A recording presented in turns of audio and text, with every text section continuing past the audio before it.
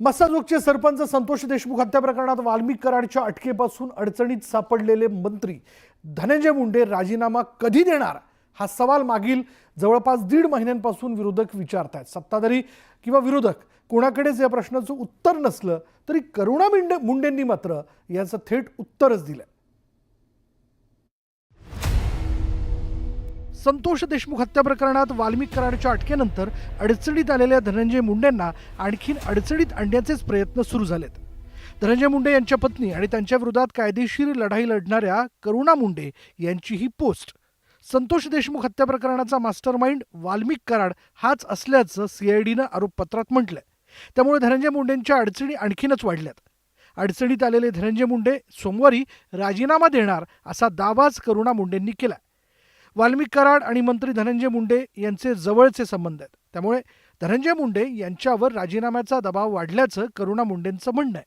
वाल्मिक कराड शिवाय धनंजय मुंडेच्या पोटाच्या पाणी हिडत नाही आणि धनंजय मुंडेला मोठा करण्यामध्ये वाल्मिक कराडचा खूप मोठा हात आहे आणि आज त्यांचे मंत्रिपदाचे जोरावर तो इतकी निर्गुण हत्या केलेली आहे आणि इतके घाणेरडे काम केलेले आहे, तो त्याच्यासाठी मला असं वाटते की 100% द्यायला पाहिजे। अजितदादा हे राजीनामा घोषित करणार आहे आणि 100% ह्यांचा राजीनामा होणार आहे।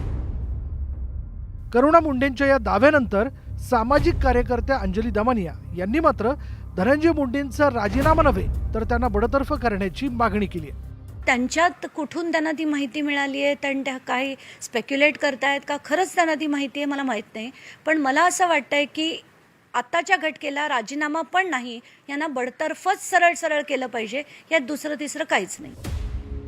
अर्थसंकल्पीय अधिवेशनात संतोष देशमुख हत्या प्रकरणावर गोंधळाची शक्यता आहे, त्यामुळे धनंजय मुंडेंवरून विरोधक सरकारला घेरण्याच्या तयारीत आहेत। अशावेळी धनंजय मुंडेंनी नैतिकतेच्या आधारावर राजीनामा द्यावा अशी मागणी महायुतीतूनही पुढे येते।